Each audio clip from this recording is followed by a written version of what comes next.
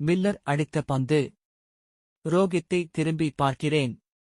Catch பிடிக்கிற ஐடியாவே இல்ல. சூரியகுமார் யாதவ் பேட்டி. இந்திய அணி நடைபெற்று முடிந்த T20 உலகக் கோப்பை தொடரில் தென் ஆப்பிரிக்கா அணியை வீழ்த்தி வெற்றி பெற்று உலகக் கோப்பையை கைப்பற்ற சூரியகுமார் யாதவ் டேவிட் மில்லர் அடித்த பந்தை பிடித்த கேட்ச் மிகச் சிறப்பு வாய்ந்த ஒன்றாக இருக்கிறது. இந்திய அணியினர் இந்திய பிரதமரை சந்தித்த போது அந்த கேட்ச் குறித்து சூரியகுமார் யாதவ் பேசியிருக்கிறார்.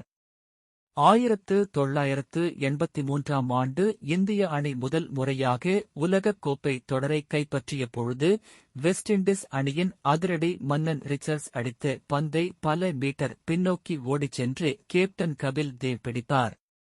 அந்த கேட்ச்தான் அன்று இந்திய அணி உலகக் கோப்பையை வெல்வதற்கு மிக முக்கிய காரணமாக இருந்தது.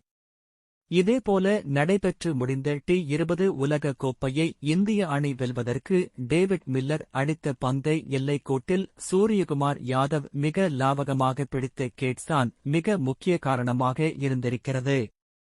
இந்த கேட்ச் குறித்து நிறைய சர்ச்சைகள் வெளியில் சென்றதும் குறிப்பிடத்தக்கது. இந்த நிலையில் சூரியகுமார் குறிப்பிட்ட அந்த கேட்சை எப்படி பிடித்தார் என்பது குறித்து இந்திய பிரதமர் நரேந்திர மோடி அவர்கள் கேட்டார்கள்.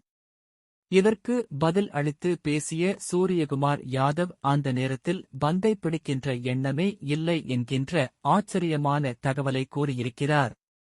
இதுகுறித்து சூரியகுமார் யாதவ் பேசும்பொழுது டேவிட் மில்லர் அடித்து அந்த பந்தை முதலில் எனக்கு கேட்ச் செய்ய வேண்டும் என்கின்ற ஐடியா இல்லை.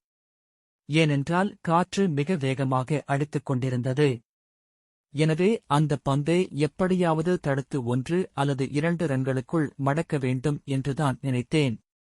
அந்த நேரத்தில் திரும்பி பார்த்த பொழுது ரோஹித் சர்மாவும் மிக தூரத்தில் இருந்தார். ஆனால் எப்படியோ அந்த பந்தை பிடித்த பிறகு சமாளித்து அதை கேட்ச் ஆகஸ்ட் மாற்றிவிட்டேன். நான் பேட்டிங்கில் மட்டும் இல்லாமல் அணிக்கு வேறு ஏதாவது வகையிலும் உதவியாக இருக்க வேண்டும் என்று நினைக்கிறேன். இதன் காரணமாக நான் பீல்டிங்கில் கடுமையாக உழைக்கிறேன். குறிப்பிட்ட வகையில் எல்லைக்கோட்டில் பந்தை பிடிப்பதற்கு நான் நிறைய பயிற்சிகள் செய்திருக்கிறேன். ஆனால் கடவுள் எனக்கு இது போன்ற ஒரு போட்டியில் இப்படியான ஒரு வாய்ப்பை கொடுப்பார் என்று தெரியாது என்று கூறியிருக்கிறார்.